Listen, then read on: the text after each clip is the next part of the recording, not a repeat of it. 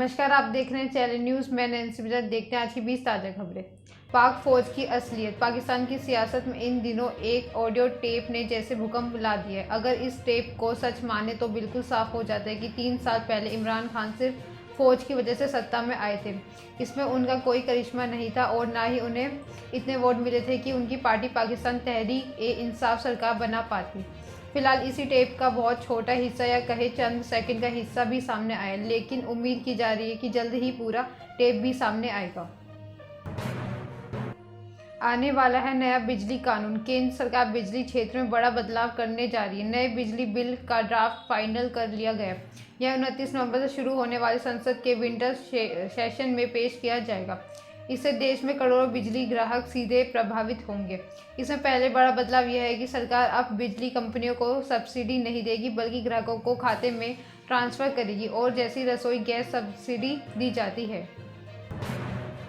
जल्द शुरू होगी international flights. Aviation ministry secretary Rajiv Bansal ने बुधवार को कहा है कि लंबे समय को प्रभावित इंटरनेशनल फ्लाइट्स ऑपरेशन साल के अंत तक नॉर्मल हो सकते हैं। कोरोना महामारी के कारण पिछले साल मार्च में शेड्यूल इंटरनेशनल पैसेंजर फ्लाइट्स को सस्पेंड कर दिया गया था। हाल के प्रतिबंधों में ढील और कोरोना वैक्सीनेशन का कवरेज बढ़ने की भारत ने देशों के साथ एयर बबल अरेंजमेंट के तहत फ्लाइट्स शुरू कर दिया है। वर्तमान में भारत के अमेरिका, ब्रिटेन, यूएई समेत 31 देशों के साथ एयर बबल अरेंजमेंट है।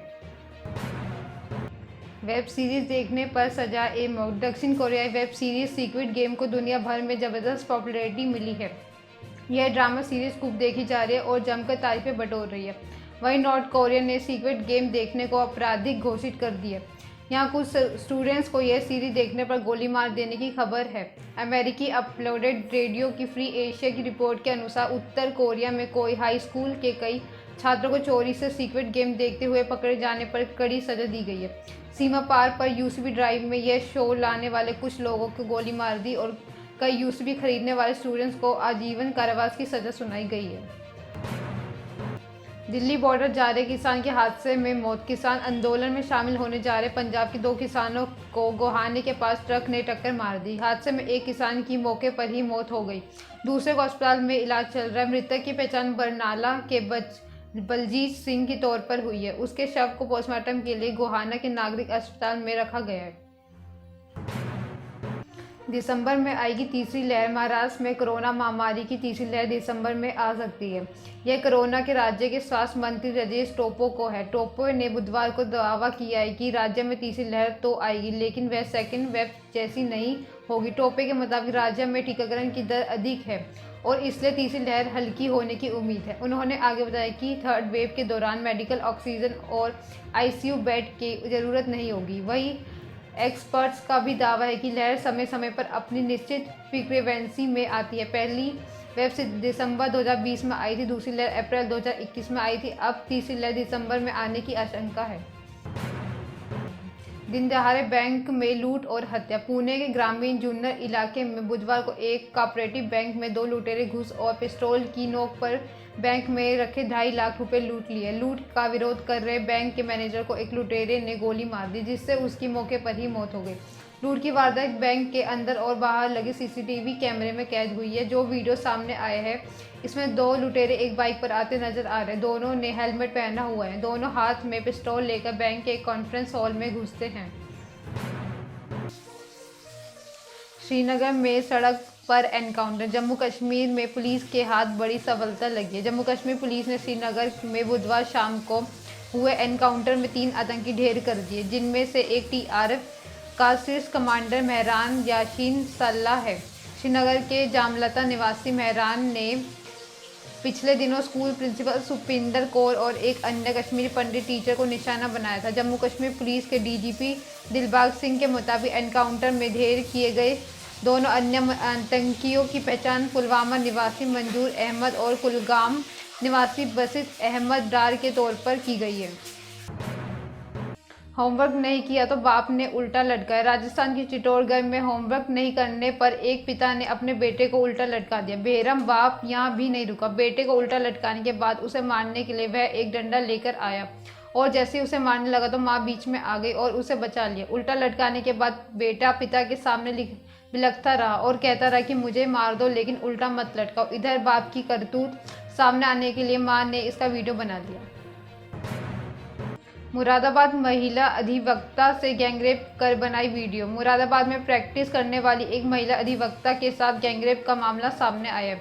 मुख्य आरोपी पीड़िता की बहन का देवर है। वह हसनपुर क्षेत्र का बड़ा दवा व्यापारी बताया जा रहा है। बहन से मिलने की बात कहकर आरोपी युवक महिला से अधिवक्ता को अपने दोस्त के कमरे पर ले गया, जहां कोल्ड ड्रिंक के नशीले पदार्थ देकर उसके साथ रेप किया और अश्लील वीडियो भी बना ली।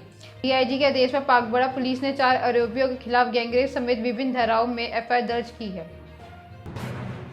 मथुरा में रेप का आरोपी गिरफ्तार। मथुरा की थाना कोसी कला पुलिस ने युवती से रेप करने के आरोपी को गिरफ्तार कर लिया। पुलिस ने उस कार को भी बरामद कर लिया जिस कार में आरोपी ने दुराचार की वारदात का अंजाम दिया है। पुलिस आरोपी का मेडिकल कराकर जेल भेजने की तैयारी कर रही है। मंगलवार को आगरा यूपी पुलिस ने दरोगा की भर्ती के लिए परीक्षा देने गई युवती के साथ उसके फेसबुक फ्रेंड ने चलती कार में रेप कर दिया। बाराबंकी अवैध संबंधों के चलते हुई थी किशोरी की हत्या। बाराबंकी में ऑनर किलिंग का मामला सामने आया। यहां अवैध संबंधों के चलते एक 15 वर्षीय किशोरी की चाचा और फूफा ने मिलकर निर्मम हत्या कर दी। जब पुलिस ने मामला का खुलासा किया तो सभी के होश उड़ गए। पुलिस ने वारदात को अंजाम देने वाले आरोपी चाचा के साथ साथ किशोरी के प्रेमी को गिरफ्तार कर लिया। पुलिस ने बताया कि युवक के साथ अवैध संबंधों के चलते चाचा और फूफा के किशोरी की गला दबा के हत्या कर दी थी। अयोध्या में सड़क हादसे में 3 की मौत। अयोध्या प्रयागराज राष्ट्रीय राजमार्ग पर बुधवार की देर रात सड़क हादसे में 3 लोगों की मौत हो गई। शेरपुर पारा के निकट ट्रक और पिकअप में पिंडट में हादसा हुआ। पुलिस ने मृतकों के शवों को पोस्टमार्टम के लिए भेजा। पिकअप गाड़ी नंबर यूपी 42 BT 7075 ट्रक में जाके टकराई। घटना के बाद ट्रक ड्राइवर वाहन लेकर फरार हो गए, जिसकी पुलिस तलाश कर रही है। आजमगढ़ में स्कूली बस शारदा सहायक नदी में गिरी। आजमगढ़ जिले के जीयनपुर थाना क्षेत्र के पास शारदा सहायक नहर में नायक नेशनल कर्मनी गनेरुआ की स्कूली बस पलट गई। इस दुर्घटना में 5 बच्चे घायल हो गए। बस में 20 बच्चे सवार थे। बस पलटने की सूचना मिलते ही चीख पुकार मच गई।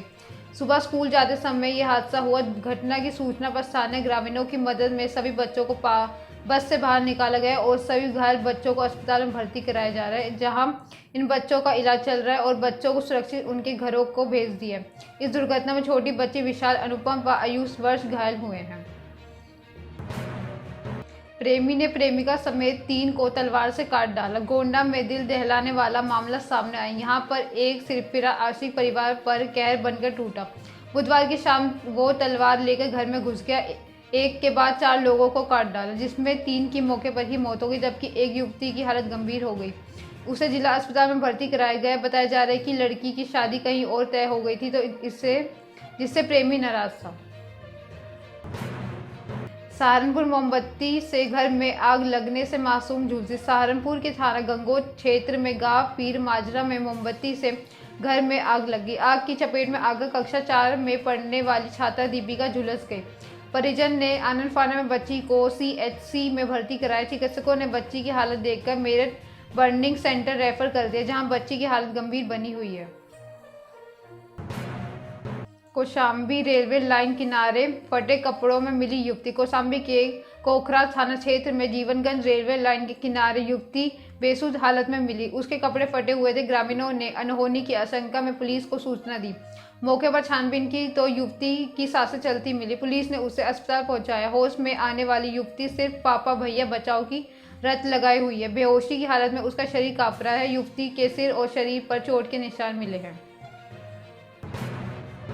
दुष्कर्म का आरोपी inspector suspend. Varanasi crime branch में तैनात रहे दुष्कर्म के आरोपी इंस्पेक्टर अमित कुमार को सस्पेंड कर दिया गया। जनवरी 2020 में एक युवती ने इंस्पेक्टर के खिलाफ रेप का केस दर्ज कराया था। इसके बाद इंस्पेक्टर की हेड कांस्टेबल पत्नी ने भी शिकायत की थी कि उसका पति जालसाजी का प्रमोशन पाया है। जांच के बाद अमित का डिमोशन कर उन्हें पुनः सब इंस्पेक्टर बना दिया है। अब विभागीय जांच रिपोर्ट के आधार पर वाराणसी कमिश्नरेट के अपर पुलिस आयुक्त सुभाष चंद्र दुबे ने उसे बर्खास्त कर दिया।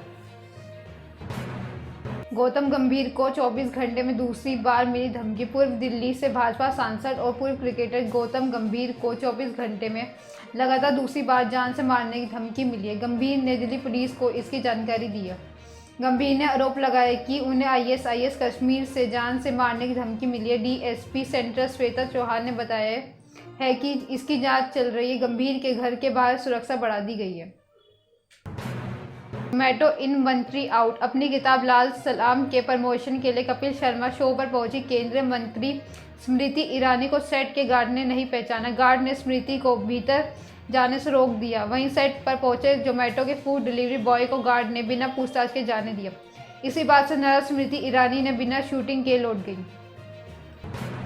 ये थे अब तक की 20 ताज़ा खबरें। ऐसे अपडेट्स के लिए बने रहे हमारे साथ। हमारे चैनल को लाइक करें, कमेंट करें, सब्सक्राइब करना ना भूलें।